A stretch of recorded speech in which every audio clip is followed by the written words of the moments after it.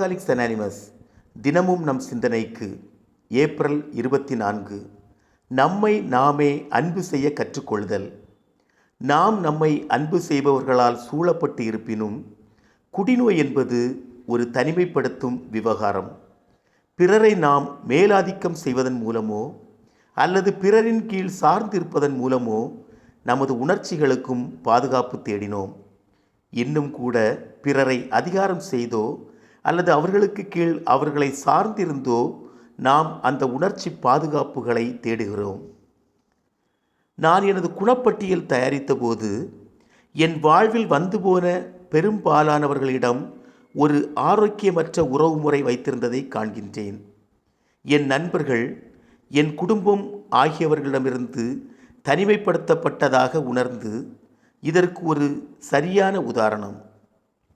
என் உணர்ச்சிகளின் வலியை தணிக்க நான் குடித்தேன்.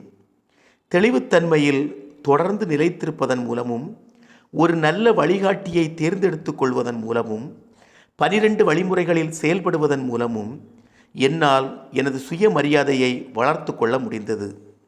எனக்கு நானே ஒரு நல்ல நண்பனாக மாறுமாறு 12 வழிமுறைகள் முதலில் எனக்கு கற்பித்தன. அதன் பிறகு என்னை நானே அன்பு செய்ய முடிந்தது. பிறரையும் நான் சென்றடைந்து அவர்களையும் அன்பு செய்ய முடிந்தது. நன்றி.